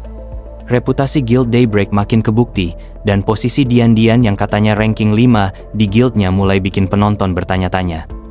Kalau yang kelima aja udah segini kuat, yang pertama bakal kayak gimana? Ah, Fei dan Hu Jiao langsung sigap bantu Chili keluar arena. Keduanya kelihatan khawatir banget. Ah, Fei nanya, Chili baik-baik aja nggak? Sementara Hu Jiao berusaha nenangin, bilang performanya udah bagus kok. Cuma emang lawan punya kemampuan yang pas banget buat counter dia. Tapi, Chili nggak ngerasa lebih baik. Dia cuma manyunin bibirnya, jelas banget kelihatan kecewa. Dia ngaku kalau dia beneran kalah, dan nggak bisa nyembunyiin rasa frustrasinya. Merasa berat banget dengan kekalahan itu, Chili mulai nangis. Dia kesal dan malu. Melihat Chili kayak gitu, Luna mendekat perlahan, coba nenangin dia. Luna bilang kalau ini bukan salahnya Chili, kadang pertarungan emang nggak sesuai harapan. Hu Jiao senyum canggung sambil nambahin, kalau nanti dia ketemu Chili di pertandingan selanjutnya, dia bakal hajar Chili sampai remuk biar impas. Chili nyeka air matanya, coba ngusir rasa simpati itu. Dia bilang ke mereka buat nggak usah ngehibur, dia baik-baik aja. Dengan tekad baru, dia jalan menjauh dari rombongan dan, dengan sedikit kesal, bilang kalau dia bakal mastiin nggak bakal kalah lagi sama orang yang ngejek dia, cuma karena dadanya rata. Ah Fei cuma bisa ngehela napas kebingungan. Nggak yakin harus bereaksi gimana. Hu Jiao malah ketawa gugup dan bilang dia sekarang ngerti kenapa Chili kesel banget. Di sisi lain, Luli dan Luna merhatiin anggota Daybreak Guild dengan saksama. Luna komentar kalau anggota guild mereka kuat-kuat banget. Tiap satu orang kayaknya beneran tantangan serius. Jelas banget, mereka harus ningkatin permainan kalau mau menangin kompetisi ini. Pembawa acara lalu ngumumin kalau duel antara Chili dan Dian tadi bener-bener fantastis. Dia nyorot kalau meskipun performa kontestan nomor 27 udah impresif banget, kekuatan kontestan nomor 6 itu nggak ketebak. Dia nambahin kalau anggota Daybreak Guild ini pada jago-jago semua, nggak tahu deh mereka bakal ngelakuin apa selanjutnya. Asistennya setuju, dan mereka berdua langsung nggak sabar nunggu pertandingan selanjutnya. Petarung selanjutnya yang masuk arena adalah anggota Daybreak Guild, kontestan nomor 5, Fang Ya. Lawannya kayaknya udah pasrah. Fang Ya senyum pede dan mulai ngehajar. Pukulan demi pukulan dia layangin. Dia ngejek lawannya, bilang dia lemah sambil terus ngehajar. Pukulan Fang Ya itu presisi banget, sementara lawannya mati-matian coba ngelindungin diri pakai tameng. Tapi, Fang Ya terlalu kuat. Cuma dalam beberapa detik, dia berhasil nembus pertahanan lawannya dengan gampang dan bikin lawannya mental keluar arena. Pembawa acara, yang nonton dari pinggir, komentar soal Fang Ya. Dia bilang Fang Ya itu kayak serigala yang lagi pamer taring, dan lawannya nggak punya kesempatan sama sekali. Dia nambahin kalau lawannya itu kayak domba yang siap disembelih, bener-bener nggak bisa ngelawan. Pembawa acara lalu ngumumin kalau sekarang waktunya ngeliat performa Wyan, anggota ketiga Daybreak Guild. Penonton merhatiin Wyan masuk arena dengan senyum pede. Dia ngambil anak panah dari tempat panahnya siap tempur. Lawannya, cowok dengan aura pede, ngeliat dia dari ujung rambut sampai ujung kaki. Dalam hati dia mikir kalau Wyan cuma cowok biasa, jadi nggak perlu khawatir banget. Dia yakin bisa dengan gampang nangkal panah yang datang, Tapi begitu pertarungan dimulai, Wian nembakin panahnya dengan presisi luar biasa. Lawannya ngangkat pedang, siap buat nangkis serangan. Tapi, yang bikin dia kaget parah, pas panah itu kena pedang, panahnya langsung pecah jadi beberapa anak panah kecil, masing-masing berubah arah dan muterin pedang. Anak-anak panah itu nyerbu dia dari segala arah, dan dia baru sadar telat kalau ini bukan tembakan biasa, tapi tembakan penghancur. Kepercayaan diri lawannya langsung berubah jadi panik. Anak-anak panah itu geraknya terlalu cepat, dan sebelum dia bisa bereaksi, panah-panah itu nembus badannya dari segala arah. Darah nyembur pas dia ambruk ke tanah, berlutut kalah. Arena mendadak hening. Penonton bengong ngeliat skill yang ditunjukin. Pembawa acara komentar soal teknik Wian, nyebutnya mengerikan. Dia ngejelasin kalau setiap anak panah dari tembakan penghancur itu tepat sasaran dengan akurasi sempurna, nyerang titik vital. Yang kelihatan kayak tembakan simple, ternyata hasil dari perhitungan dan teknik kelas 1. Itu benar-benar display keahlian yang bikin penonton terpukau. Peserta selanjutnya masuk arena. Salah satunya adalah kontestan nomor 2, Li Dao dari Daybreak Guild. Dia langsung nyerbu dengan kecepatan kilat. Lawannya, yang ketangkep basah, langsung terpaku di tempat. Coba fokus sama gerakannya. Tapi sebelum dia bisa bereaksi, Li Dao udah ada di depannya. Gerakannya lebih cepat dari yang dia kira. Dalam sekejap, dia mukul lawannya di bawah dagu pakai tangannya, bikin lawannya mental ke atas. Dan pas lawannya mulai jatuh, Li Dao cepet muter badan, pakai momentumnya buat ngayunin kakinya dengan presisi sempurna. Tendangan kuat itu mendarat tepat di perut lawannya, bikin dia mental keluar arena dan nabrak tembok. Pembawa acara nonton dengan kagum dan komentar soal kecepatan luar biasa kontestan nomor 2. Dia bilang Li Dao ngehajar lawannya tanpa bahkan narik pedangnya. Gerakannya cepet banget, kayak kilat. 1 detik lawannya ada di situ, detik berikutnya dia udah mental keluar arena. Penonton bengong ngeliat display skill dan kelincahan itu. Pembawa acara ngumumin pertarungan selanjutnya, dan pemimpin Daybreak Guild, Shu Wong, masuk ke arena. Penonton langsung hening, nungguin pertarungan dimulai dengan penuh harap. Tapi begitu pertandingan dimulai, player itu ngalamin kejadian yang gak terduga. Alih-alih nyerang, pemimpin Daybreak Guild, Shu Wong, malah mulai ngasih instruksi. Shu Wong mendekat ke lawannya, yang megang senjatanya dengan gugup. Tapi, yang bikin dia kaget, Shu Wong gak nyerang, malah mulai nunjukin kekurangan di posturnya. Player itu megang senjatanya dengan cara yang bikin hampir mustahil buat ngelancarin pukulan yang sukses. Jadi Shu Wong dengan tenang nyaranin perbaikan. Player itu gak yakin tapi mau belajar, dengerin dengan saksama. Shu Wong melangkah lebih dekat dan ngarahin fokus player itu ke posturnya. Dia ngejelasin kalau player itu harus megang kapaknya pakai 2 tangan dan ngasih pukulan yang kuat. Dia muji kemajuan player itu tapi bilang kalau waktu udah mau habis dan nyaranin dia buat nyerah aja. Player itu sekarang ngerasa capek dan bingung, narik napas dalam-dalam dan ngaku kalah. Dia nunduk hormat ke Shu Wong. Bersyukur atas sarannya, tapi tahu dia nggak sebanding sama pemimpin yang udah berpengalaman itu. Pembawa acara nutupin mukanya pakai telapak tangan dan ngehela napas. Dia nggak nyangka ini bakal terjadi.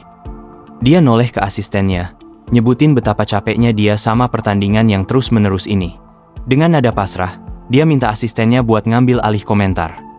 Asistennya, semangat banget mau naik level, setuju dengan antusias, dan peserta selanjutnya dipanggil masuk arena. Pertandingan baru dimulai dan kedua player masuk dengan pedang terhunus.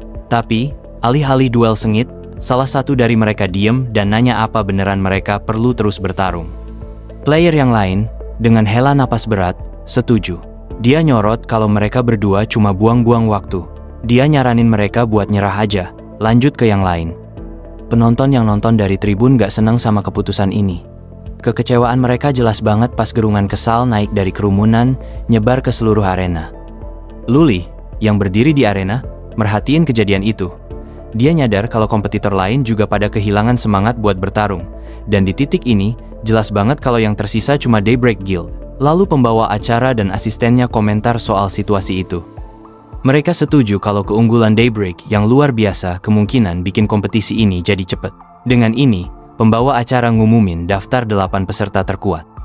Daftarnya termasuk Shu Wong, Li Dao, Wian, Fang Ya, Luli, Ah Fei, dan Hu Jiao. Dan tempat terakhir di top 8 bakal diperebutkan antara Dian Dian, kontestan nomor 6, dan Luna, kontestan nomor 7. Chili nyemangatin Luna dengan tekad. Bilang dia harus berusaha ngalahin, ngejatuhin Dian-Dian, dan mastiin dia tetap telungkup di tanah. Fei ikut nimbrung ngasih dukungannya juga, dan Luna ngerasa semangat berkat kata-kata mereka. Makasih ke keduanya, janji bakal ngasih yang terbaik. Pas dia jalan ke arena, Luli ngucapin semoga berhasil. Luna ngasih isyarat meyakinkan, nunjukin kalau semuanya bakal baik-baik aja. Begitu kedua cewek itu masuk arena, penonton langsung heboh bersorak, ngechant nama Daybreak Guild, nunjukin dukungan kuat buat Dian-Dian. Dan pas kedua cewek itu mendekat, Dian-Dian ngejek Luna, nanya apa dia temennya cewek berdada rata itu. Dia ngegoda kalau Luna kelihatannya punya aset yang lebih gede dari dia. Dia nanya apakah kekuatannya juga sebanding lebih gede. Luna nggak terganggu, dengan tenang ngebales kalau Dian-Dian bakal tahu sendiri nanti. Dia lalu nantang, nyuruh dia buat nyoba. Luna nyaranin dia buat manggil kelima beastnya sekarang juga. Sebagai tanggapan, Dian-Dian manggil 2 portal di belakangnya, dari mana muncul spirit api dan air. Dia dengan pede bilang bakal manggil semua beastnya kalau perlu, tapi cuma kalau dia ngerasa Luna cukup kuat buat pantas ngeliatnya. Luna nggak gentar sama tantangan itu, nutup matanya dan fokus. Dia naruh tangannya di gagang pedangnya, siap ngeluarin kekuatannya. Dia ngaktifin teknik eksekusi Star Radiance. Kilatan cahaya terang tiba-tiba meledak dari Luna. Dan Dian-Dian kaget banget sama intensitasnya. Cepet-cepet nutup matanya dari cahaya terang yang keluar dari Luna. Dia nunjuk ke depan dan nyuruh spiritnya buat nyerang. Coba ngehalangin Luna, biar nggak makin dekat. Tapi pas dia siap, Luna udah bergerak, nyerbu dia dari samping. Dian-Dian nyadar ini, dan coba bereaksi tepat waktu. Luna nggak buang waktu sedetik pun. Dia ngayunin pedangnya dengan presisi dan Dian-Dian lompat mundur, ngangkat tameng air buat ngeblok serangan. Dia mikir dia berhasil ngehindarin pukulan itu dan ngerasa sedikit lega. Kalau dia diem semenit aja, dia nggak bakal bisa ngebela diri. Tapi sebelum dia selesai mikir itu, sesuatu yang nggak terduga terjadi. Pukulan Luna nembus penutup matanya. Dan meskipun ada tameng, dia berhasil mendaratkan pukulan ke Dian-Dian. Luna bilang ke Dian-Dian kalau di pertarungan terakhir mereka, dia pasti diam-diam pakai summon atribut airnya buat ngelawan serangan api. Dia nambahin kalau Dian-Dian nggak boleh bertingkah santai kali ini. Kalau dia bertarung serius, itu bakal lebih hormat buat dirinya sendiri dan lawannya. Nonton pertarungan dengan minat gede, Chili setuju sama Luna, ngangguk semangat. Bilang kalau Luna bener banget. Dia nyemangatin dia buat all out dan nyelesain pertarungan cepet. Fei ngedukung kata-kata Chili, nambahin kalau Luna harus bikin ini jadi kemenangan cepetnya. Sementara itu Wian ngingetin kalau Luna mungkin ngeremehin lawannya. Shu Wong nonton dari pinggir, ngelipat tangan dan setuju sama pendekatan Luna, bilang kalau kata-katanya bener banget. Dia harap pertarungan ini jadi pelajaran berharga buat Dian-Dian. Sementara itu Fang Yah duduk di sebelah mereka, nguap dan bilang dia bosen. Dia nggak sabar nunggu gilirannya di arena. Dian-Dian sekarang nyengir, ngejek Luna bilang cuma gara-gara dia ngasih goresan dikit dia mikir bisa menang. Dia mutusin buat all in. Dia manggil semua spiritnya buat nyerang, siap buat ngasih pelajaran ke Luna. Para spirit itu nyerbu dengan kecepatan tinggi. Anjing api dan spirit air kerjasama, ngirim semburan api dan air yang kuat ke Luna. Tapi Luna cepat bereaksi, lompat ke udara tepat waktu. Pas dia di udara, Luna ngelihat spirit emas mendekat. Dia ngepakin sayapnya, dan dengan kilatan energi, proyektil bulu tajam nyerbu dia.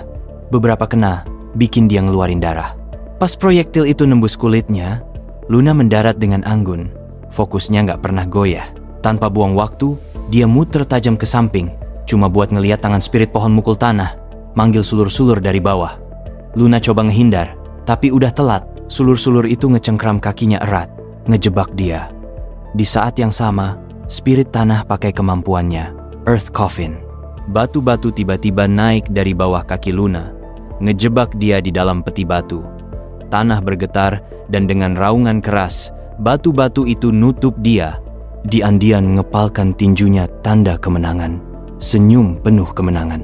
Dia bilang kalau pada akhirnya pertarungan ini terlalu gampang buat dia. Hu Jiao, yang nonton dari pinggir, komentar kalau bahkan Luna nggak bisa ngalahin Dian-Dian.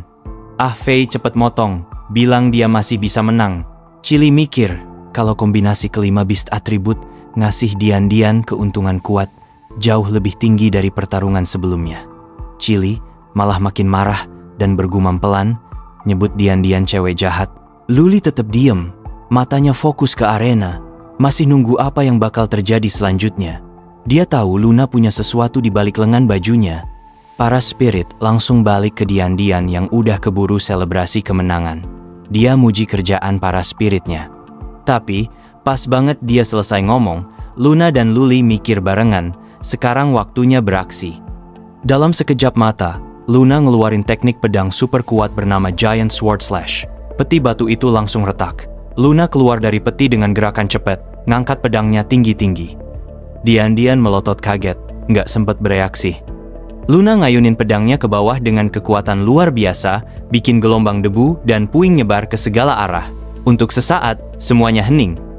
Lantai arena bergetar, dan pas debunya hilang, semua orang ngeliat Dian-Dian terlindungi sama barrier kuat yang terbuat dari elemen tanah, kayu, dan air. Serangannya nggak tembus, tapi jelas banget, Luna belum selesai. Luna terus nekan, nggak henti-hentinya nyerang pakai pedangnya. Pelan tapi pasti, barrier itu mulai retak di bawah serangan Luna. Tapi pas barriernya mau pecah, para spirit lain langsung nyerbu buat nolong. Anjing api gonggong keras dan spirit emas, bareng makhluk lain, nyerang dari udara. Luna nangkal serangan mereka dan cepet mundur. Dian-Dian, yang nonton dari balik barriernya, mulai panik. Tangannya mulai gemeteran, dan dia ngerasa pedenya ngilang. Dia ngerasa mual, kayak ada sesuatu yang berat nekan dadanya. Pikirannya mulai flashback ke masa kecil, ke kenangan yang pengen dia lupain. Dia ngelihat dirinya duduk sendirian nyender ke tembok, nangis pelan pas suara kekacauan berputar di sekelilingnya. Orang tuanya berantem lagi. Ayahnya marah besar, neriakin ibunya, nuduh ibunya susah diajak hidup bareng. Ayahnya ngebentak ibunya, nanya kenapa ibunya selalu tegang tiap hari. Ibunya, yang sama-sama kesal, bales neriak, nyebut ayahnya dengan berbagai kata-kata kasar. Tapi nggak ada dari mereka yang merhatiin dia. Mereka bahkan nggak nyadar kalau putri mereka lagi nangis. Tubuh kecilnya gemeteran tiap kali mereka ngomong. Mereka terus aja, nggak sadar sama rasa sakitnya sampai akhirnya mereka mulai nunjuk-nunjuk dia. Dia ngerasain beratnya kemarahan mereka, tuduhan ke dia. Dia coba nutupin, tapi air mata terus aja netes. Waktu berlalu dan dia makin gede. Rasa sakit itu nggak hilang. Di sekolah, keadaan nggak membaik. Cewek-cewek di sana ngeledekin dia, manggil dia dengan nama-nama aneh, ngeperlakuin dia kayak orang asing. Salah satu dari mereka nampar mukanya dan ngegoda, nanya apa dia diam-diam ngerebut pacarnya. Dian-Dian cepet-cepet ngebantah omongan cewek itu, tapi kata-kata itu malah bikin situasi makin parah. Cewek itu nyinyir dan mulai ngeluarin komentar kejam soal keluarga Dian-Dian. Dia bilang kalau orang tuanya mau cerai karena ibunya selingkuh dari ayahnya. Cewek itu nambahin kalau Dian-Dian mirip banget sama ibunya, seolah itu hal yang buruk. Lalu cewek itu ngejambak rambut Dian-Dian dan mulai ngomong gimana beberapa cowok ngira matanya cantik dan polos. Dia nuduh Dian-Dian pura-pura manis, seolah dia cuma akting. Cewek lain di grup itu ngeluarin HP-nya dan ngarahin ke Dian-Dian, ngerekam dia. Dia nyaranin mungkin mereka bisa ngerekam video dia, membuka pakaiannya, dan ngirim ke grup. Idenya adalah buat nunjukin ke semua orang apa dia beneran sepolos kelihatannya. Ini jadi titik puncaknya buat Dian-Dian. Kemarahan meluap di dalam dirinya. Dia nyerbu cewek yang udah ngeledekin dia, ngejatuhin dia ke tanah. Dia coba mukulnya, tapi serangannya diinterupsi. Di tengah kekacauan itu, Dian-Dian ngerasa kalah total. Dia mikir dalam hati, kalau dunia itu dingin dan kejam, penuh ketidakadilan. Hatinya hancur pas dia mikir gimana dia bisa terus hidup di dunia yang kayaknya keras banget ini. Dia ngerasa kayak nggak punya pilihan selain nyembunyiin diri aslinya, pura-pura jadi orang lain. Mungkin kalau dia nunjukin sisi yang lebih sangar, sesuatu yang lebih mirip monster bergigi tajam, maka segalanya bakal membaik. Beberapa waktu berlalu, dan sekarang Dian-Dian lagi duduk di klub gaming. Cowok itu seseorang yang dia kenal, ngeembusin asap rokok dan komentar kalau dia nggak nyangka ada orang secantik dia bisa jago banget main game. Dian-Dian senyum ke dia, ngehargain pujiannya. Dia bilang ke cowok itu kalau dia harus berterima kasih karena udah nolong dia ngadepin bulian di sekolah. Cowok itu meluk dia, bilang itu bukan apa-apa. Lalu, dengan senyum santai, dia bilang ke Dian-Dian kalau dia jadi pacarnya, dia bakal mastiin nggak ada yang ganggu dia lagi. Wajah Dian-Dian langsung gelap. Dia ngerasa gelisah tiba-tiba. Dia nyadar kalau ini mungkin harga dari bantuan yang udah dia kasih. Dia ngerasa mual, gak yakin apakah itu sepadan. Tiba-tiba pikirannya terganggu pas cowok lain ngegenggam tangan cowok yang duduk di sebelahnya dan nyebut dia bajingan. Cowok baru itu dengan marah nanya siapa dia. Cowok yang ngegenggam tangannya nggak lain adalah Shu Wong, pemimpin Daybreak Guild. Dia jelas nggak seneng sama apa yang terjadi dan bilang ke cowok itu kalau Dian masih anak-anak. Temen cowok itu berbisik ke dia, bilang kalau orang-orang ini dari Daybreak dan lebih baik nggak usah macem-macem sama mereka. Cowok itu kaget, nanya apa mereka beneran dari Daybreak. Shu Wong nyuruh mereka ninggalin klub gaming itu cepet-cepet dan gak nunjukin muka mereka di sana lagi. Setelah mereka pergi, Shu Wong noleh ke Dian sambil senyum. Dia muji dia, bilang dia main bagus banget, dan nanya apa dia pernah mikir buat gabung guild atau main profesional. Dian masih agak bingung, ngulangin kata-katanya. Shu Wong ngejelasin kalau dia percaya Dian punya bakat alami buat ini, sesuatu yang spesial. Dia nambahin kalau Daybreak selalu nyari orang-orang kayak dia yang punya bakat nyata. Matanya langsung berbinar semangat setelah dengar ini. Balik ke masa sekarang, tubuhnya dipenuhi tekad, dan dia mikir dalam hati kalau dia nggak boleh kalah. Dia pengen menang, pengen bersinar terang, dia ngewakilin Daybreak Guild, dan dia nggak bakal biarin kesempatan ini lepas. Dengan tatapan bertekad, dia manggil semua spiritnya ke sisinya dan ngaktifin kemampuan 5 offensive defensive circles. Dalam sekejap, 5 kilatan terang dengan warna berbeda nyerbu ke arah Luna. Dian berdiri di belakang sambil nonton, pede banget kalau ini bakal jadi akhirnya. Luna nyiapin dirinya buat bertahan. Kilatan itu melesat ngelewatin dia dan nabrak tembok arena. Dampaknya kuat banget sampai suara raungan keras menggema di udara dan awan debu naik dari kekuatan serangan. Lubang gede muncul di tembok dan area di sekitar titik tumbukan jadi porak-poranda. Dian napas terengah-engah, dadanya naik turun pas dia mikir dia udah menang. Pembawa acara nonton dengan saksama, kaget banget. Asistennya, yang sama-sama kaget, nanya apa Dian beneran nembus tembok. Dia mikir apa Luna masih hidup. Teman-teman Luna jadi khawatir, manggil namanya sambil panik. Tapi Luli, yang selalu tenang, cuma senyum tipis dan ngasih isyarat ke yang lain buat ngeliat ke bawah arena. Yang bikin semua orang kaget, Luna berdiri di sana, nggak kenapa-kenapa. Sebelum serangan itu kena, dia udah numbukin pedangnya ke tembok arena dan berdiri di atas pedangnya. Dia pakai celah antara tanah dan tembok buat ngelindungin diri dari kekuatan penuh serangan itu. Pembawa acara dan asistennya bengong, mikir, kok bisa gini ya? Luna lompat balik ke arena, mendarat dengan anggun, dan nyapa lawannya sambil senyum. Dian protes, kenceng banget, nanya apa beneran begini aturan mainnya. Pembawa acara dengan tenang ngejelasin kalau Luna nggak ngelanggar aturan apapun. Dia nunjukin kalau Luna numbukin pedangnya ke tembok arena, tetap di dalam batas, nggak ada pelanggaran. Luna, dengan tatapan bertekad, sekarang fokus ke lawannya. Dia bilang ke Dian kalau sekarang gilirannya dia. Dian yang marah ngelambaiin tangannya dan nyuruh spiritnya buat nyerang. Dia nyinyir ke Luna, nyebut dia sombong dan bersikeras kalau dia nggak bakal kalah. Sebagai balasan, Luna ngayunin pedangnya dan manggil lunar disk yang terbang ke depan dengan kecepatan tinggi. Semburan api dan air dari spiritnya Dian tabrakan sama disk itu, bikin raungan keras. Uap langsung keluar dari titik tumbukan, memenuhi udara. Dian nggak bisa ngelihat jelas. Mengumpat dalam hati pas uap itu, bikin dia buta. Dia lagi dalam masalah, tapi Luna udah bergerak. Pakai kemampuan eksekusi moonlight-nya, kilatan cahaya terang mulai muncul di kabut, bikin Dian kaget.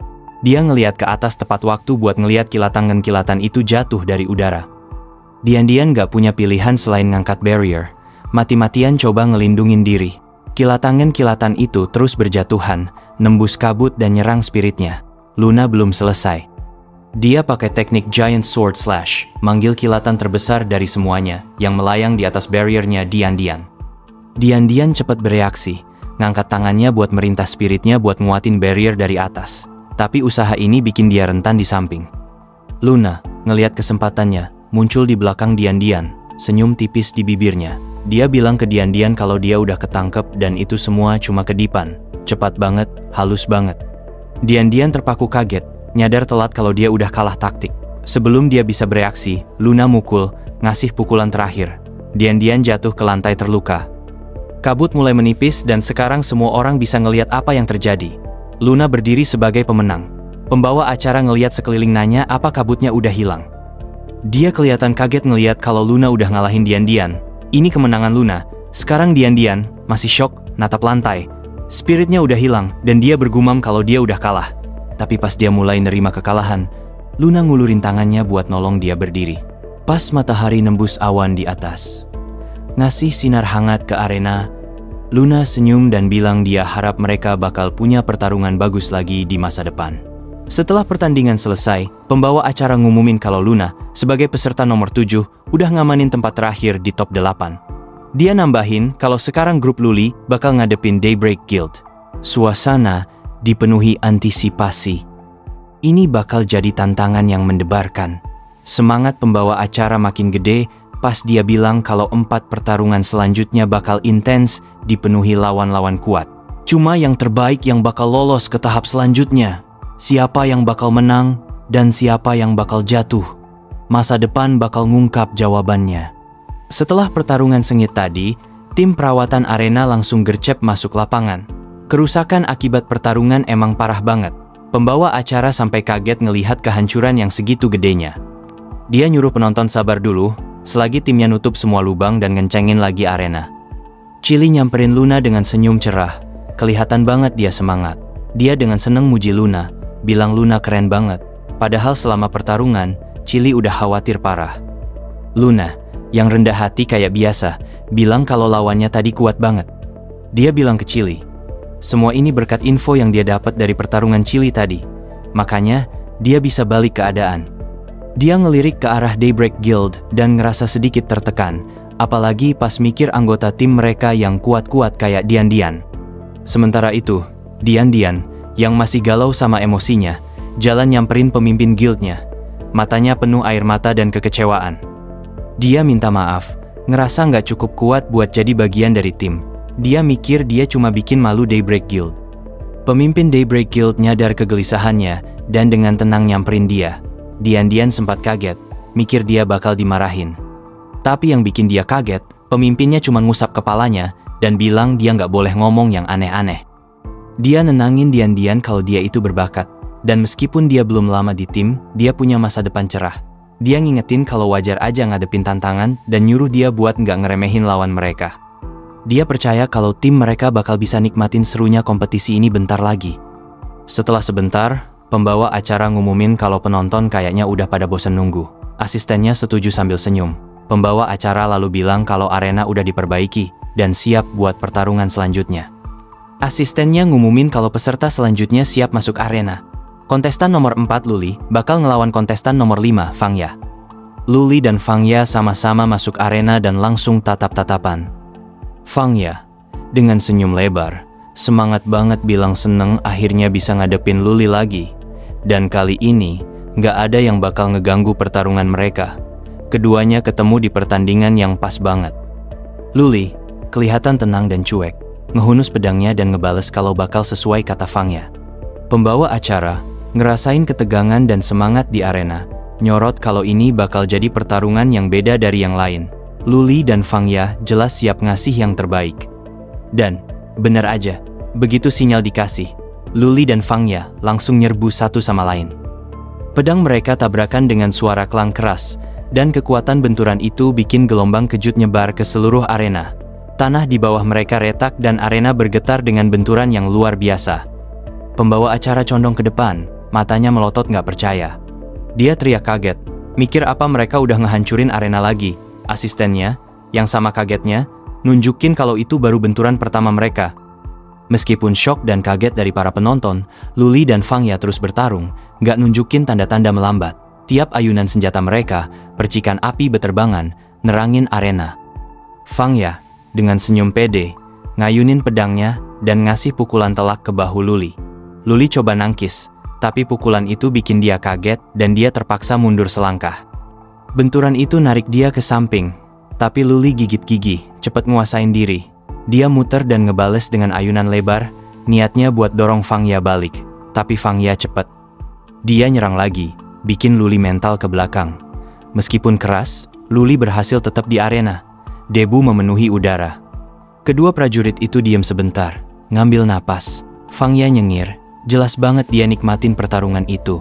Dia komentar kalau ini jenis pertarungan yang dia suka. Dia nambahin kalau dia ngerasa Luli jadi jauh lebih kuat sejak pertarungan terakhir mereka, tapi dia juga udah ningkat dengan caranya sendiri. Luli diam aja, mukanya nggak nunjukin emosi. Fang Ya ngerasa pertarungan bakal makin sengit, nyerbu lagi, pedangnya terangkat tinggi. Mereka bentrok lagi. Bayangan mereka sebentar hilang di balik awan debu. Debu hilang hampir instan, ngungkapin percikan api beterbangan lagi. Pas pedang mereka ketemu, tanah di bawah mereka mulai retak dari intensitas pukulan mereka. Tapi mereka nggak berhenti. Raungan lain menggema di arena, pas percikan merah dan biru berhamburan ke segala arah, bareng puing-puing dari lantai. Rekan tim Fang Ya nonton dengan semangat dari pinggir. Shu Wong dengan tangan bersilang, komentar kalau nggak heran, Luli pede banget. Dari yang dia lihat, Luli udah di level pro player. Dia bisa ngerasain skill dan presisi di tiap gerakan, bahkan di pertarungan 1 lawan 1. Di sisi lain arena, tim Luli juga nonton pertarungan dengan saksama. Fei, komentar kalau Fang Ya itu agresif banget. Ini pertama kalinya dia ngelihat orang yang beneran bisa nantang kekuatan kakaknya. Sementara itu di arena, setelah serangkaian benturan sengit, Luli dan Fang Ya sebentar ngambil jarak. Penonton-nonton dengan napas tertahan nunggu gerakan selanjutnya. Fang Ya ngusap keringat di dahinya, ngelepas jaketnya dengan senyum pede. Dia ngegoda Luli, bilang kalau yang mereka lihat sejauh ini cuma pemanasan. Sekarang waktunya pertarungan yang sesungguhnya. Sebagai balesan, Luli dengan santai ngelepas jubahnya. Ekspresinya serius. Nggak perlu kata-kata lagi. Waktunya buat ngasih yang terbaik. Kedua petarung itu nyerbu satu sama lain dengan intensitas baru. Gerakan mereka kayak ngeblur. Fang Ya nyerang duluan, ngayunin pedangnya dengan presisi ahli. Luli, yang selalu siap, ngeluarin pedangnya buat ngeblok serangan, ngehalangin luka apapun. Tapi, ada sesuatu yang gak terduga terjadi. Fang Ya nyengir lebar pas dia ngelempar pedangnya ke arah Luli dan, yang bikin semua orang kaget, pedang itu muter sendiri, bikin Luli bingung sesaat. Luli coba nangkis, tapi dalam proses itu, pedangnya juga lepas dari tangannya. Kedua pedang terbang di udara, muter liar sebelum jatuh ke lantai dengan suara tut keras. Arena mendadak hening. Pembawa acara yang nonton dari tempat duduknya condong ke depan karena kaget. Dia nggak nyangka Fang Ya bakal ngelepas pedangnya dengan cara yang begitu diperhitungkan, tapi itu berhasil.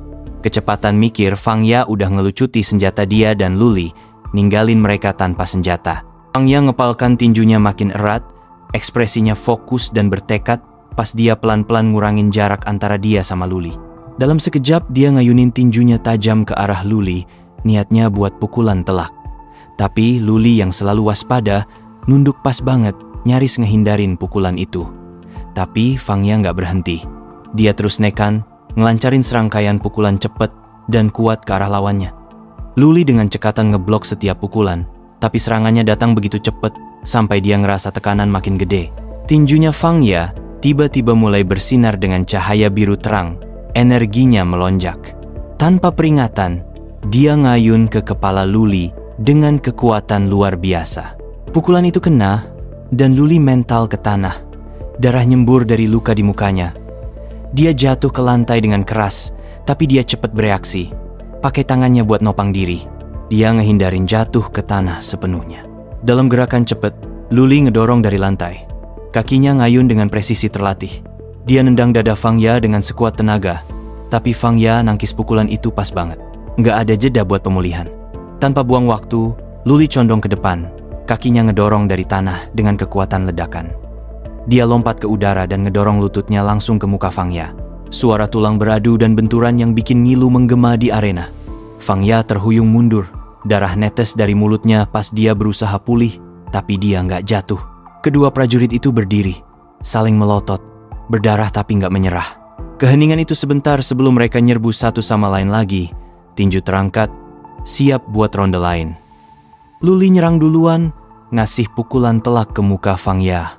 Fang Ya balas dengan pukulannya sendiri, dan begitu aja, pertarungan makin intens lagi. Mereka saling tukar pukulan demi pukulan, tinju mereka mendarat dengan kekuatan brutal, masing-masing ngeblok dan ngebales dengan timing yang presisi. Tanah di bawah mereka bergetar dari kekuatan serangan mereka, dan retakan mulai terbentuk di lantai arena seiring pertarungan terus berlanjut. Di satu titik Fang Ya ngayun lagi, tapi Luli ngerasain serangannya, mutusin buat mundur. Dia jungkir balik ke belakang, ngelakuin salto sempurna dan mendarat beberapa meter dari lawannya. Dia ngambil waktu sebentar buat ngambil napas. Dadanya naik turun karena usaha. Keringat netes di dahinya pas dia ngeliat Fang Ya. Matanya menyipit fokus. Dia sebentar ngeliat ke samping, seolah nyari strategi baru atau mungkin buat nenangin diri. Lalu, tanpa peringatan, dia mulai ngelilingin lawannya, bergerak dari sisi ke sisi, gerakannya lentur dan gak bisa diprediksi. Fang Ya, yang sekarang lebih dari siap, nyiapin diri. Luli mukul dengan sekuat tenaga, tapi Fang Ya ngeblok dengan gampang. Senyumnya gak pudar. Dia ngegoda Luli, nanya apa dia udah capek, tapi suaranya penuh percaya diri. Darah netes dari mulut Fang Ya, tapi dia kelihatan gak terpengaruh, bahkan senyum di tengah rasa sakit. Dia ngingetin Luli buat gak lengah, nambahin kalau ada celah gede. Lalu, tanpa ngasih Luli kesempatan buat pulih, Fang Ya mukul cepat dan keras, ngasih pukulan telak ke perut Luli. Dampaknya brutal dan suara pukulan yang menggema di udara tajam kayak petir. Darah nyiprat dari luka, noda di lantai. Pas Luli mental ke belakang, kekuatan pukulan itu bikin dia terbang. Dan di momen singkat itu Fang Ya nonton pas darah dari lawannya ngebentuk setengah lingkaran di udara, tergantung sesaat. Kayaknya semuanya melambat, adegan itu tertahan dalam satu napas. Tapi Luli belum selesai, meskipun sakit dia nggak jatuh. Kakinya ngebanting lantai arena, dan 2 jejak debu naik di belakangnya, pas dia ngedorong dirinya balik. Ada senyum tipis di mukanya, nyaris nggak kelihatan, tapi cukup buat Fang Ya buat ngeliat sekilas. Senyumnya cepet hilang, dan rasa takut memenuhi dadanya. Dia kenal gerakan ini. Dia tahu dia udah salah besar. Fang Ya ngumpat pelan, jantungnya udah deg-degan parah. Ini dia momen yang udah diperingatkan ke dia. Mata Fang Ya langsung melotot pas dia nyadar apa yang Luli rencanain. Dalam sekejap itu, semuanya klik di otaknya. Fang Ya udah kena taktik licik, dia udah ditipu buat fokus sama serangan Luli sebelumnya, bikin dia ngeremehin gerakan selanjutnya. Luli lagi nyerbu ke arah senjata mereka. Nyadar hal ini, hati Fang Ya langsung drop. Udah telat buat ngehentiin dia sekarang. Sebelum Fang Ya bisa bereaksi, Luli nyamber belatinya dan langsung nyerbu lawannya. Dalam sekejap dia nyabet dada Fang Ya secara menyilang, nembus pertahanannya. Serangan itu kena dengan presisi, suara pedang yang nyayat udara. Nyaris tenggelam sama suara kaget penonton. Di pinggir arena, Ah Fei loncat kesenangan. Dia nggak percaya. Kakaknya ngelakuin itu lagi. Hu Jiao, yang sama senengnya, sampai loncat-loncat. Kekagumannya sama Luli makin gede tiap gerakannya. Tapi buat anggota Daybreak Guild, suasananya tegang. Mereka susah percaya sama apa yang mereka saksikan. Dian-Dian bilang, nggak mungkin, bahkan saudara keempat kalah juga. Meskipun shock, Shu Wong tetap tenang. Dia udah sering lihat hal kayak gini. Dia tahu kalau Fang Ya, kayak serigala liar, adalah petarung yang jago di tengah kekacauan. Siapapun yang ngadepin dia pasti bakal kebawa ritmenya, kewalahan sama intensitas pertarungannya. Gampang banget buat kebawa suasana, buat buyar sama kegilaan itu. Tapi serigala, kayak yang Shu Wong ingetin ke semua orang, itu cerdas, bukan cuma liar. Dan Fang Ya nggak beda, dia ahli strategi, selalu mikir ke depan. Mata Fang Ya berkilat dengan tekad baru. Dia belum selesai. Dia manggil Luli, suaranya tajam dan penuh kepastian. Sayang banget, dia bilang sambil nyengir lagi. Dia ngegoda Luli, komentar kalau dia cuma tinggal 1 pukulan lagi dari kemenangan. Lalu, dengan ledakan energi mendadak, Fang Ya ngelepas gelombang kekuatan besar yang bikin Luli mental ke belakang. Skill pasif Fang Ya, Blunt Him, aktif. Kakinya nancap ke tanah pas dia nyiapin diri. Fokusin kekuatannya. Skill itu berfungsi kayak kekuatan tersembunyi. Pas HP-nya turun, kekuatan serangannya ningkat. Ini trik berbahaya yang bikin dia makin kuat, makin banyak damage yang dia terima. Luli nonton dengan saksama, ngerasa nggak enak pas lawannya nyerbu ke depan. Pukulan Fang Ya itu cepet dan kuat. Dalam sekejap, Luli mental ke belakang. Kesusahan buat jaga keseimbangan. Dia kaget. Dia tahu dia nggak bisa ngadepin versi Fang Ya yang baru dan lebih kuat ini secara langsung. Lawannya sekarang 2 kali lipat lebih kuat, dan tiap pukulan lebih berat dari sebelumnya. Luli coba ngebela diri pakai belatinya, tapi Fang Ya terus nekan serangan tanpa henti. Suara logam beradu nyaring di udara. Pas mereka bentrok, Luli terpaksa mundur, ngeblok serangan dengan susah payah. Bahunya kena sayatan dari pukulan yang nyerempet. Tanah di bawah mereka retak dan bergetar dari kekuatan serangan. Di tribun, penonton bengong. Mereka nonton pas arena gemeteran di bawah tekanan pertarungan. Beberapa nggak percaya kehancuran yang disebabin cuma satu pukulan. Pembawa acara sih, udah cukup sering lihat kekacauan sekarang. Jadi dia cuma ngegeleng dan senyum. Komentar kalau mereka harus mulai terbiasa. Fang Ya, nyengir pede, nanya Luli apa dia juga bakal ngehindarin serangan ini. Tantangannya jelas di matanya. Dia lagi nekan Luli sampai batasnya. Tahu kalau dia yang ngontrol sekarang. Fang Ya ngerasa Luli mendekat. Dia cepat bereaksi. Kepercayaannya nggak goyah. Dia percaya dia udah ngontrol pertarungan. Dengan nyengir dia mikir kenapa Luli masih berusaha sekeras ini, seolah dia belum ngunci kemenangannya. Fang Ya nyerang dengan presisi. Tapi yang dia nggak nyadar adalah Luli udah ngaktifin backstab yang ngeteleport dia ke belakang Fang Ya. Gerakan itu dimaksudkan buat bikin Fang Ya kaget. Tapi Fang Ya, setajam biasa, ngerasain pergeseran di udara dan langsung bales nyerang sebelum Luli bisa mendaratkan pukulannya. Dia mental ke belakang dengan kekuatan luar biasa. Fang Ya nyengir mengejek, bilang kalau Luli terlalu lambat. Luli bukan tipe yang gampang nyerah. Luli coba lagi. Dia nyoba backstab lagi, tapi Fang Ya udah selangkah di depan, lompat dan ngeblok gerakannya sebelum Luli bahkan bisa mukul. Pertarungan makin lama makin intens di tribun. Ah Fei makin khawatir ngelihat kakaknya kesusahan. Ini pertama kalinya dia lihat Luli dalam posisi bertahan kayak gini dan kekhawatirannya kerasa banget. Baliknya, Shu Wong nonton pertarungan dengan percaya diri yang tenang. Dia percaya anggota guildnya, Fang Ya, udah ngantongin pertarungan ini. Dalam benaknya, cuma masalah waktu sebelum Fang Ya ngerebut kemenangan. Penonton tegang, nungguin momen terakhir dari bentrokan intens ini. Kedua petarung udah bertarung sengit di udara. Gerakan mereka ngeblur saking cepat dan presisinya. Tapi setelah beberapa saat, mereka berdua turun, mendarat lagi di panggung. Fang Ya berdiri tegak, ngangkat pedangnya sambil nyengir. Dia ngakuin kekuatan Luli, bilang kalau ini salah satu pertarungan terbaik yang pernah dia alamin. Tapi dia juga tahu, kalau tiap pengejaran pasti ada akhirnya. Waktunya buat nyelesain ini. Dengan isyarat pede, dia ngaktifin skill hunting teknik barengan sama force battle intent. Kombinasi ini ngunci Luli di tempat, bikin dia nggak mungkin ngehindarin serangan Fang Ya selanjutnya selama 10 detik. Luli rentan dan damage yang Fang Ya hasilin ningkat 20%. Fang Ya ngarahin pedangnya ke Luli, siap buat ngasih pukulan terakhir dengan serangan terkuatnya, Wolf Storm.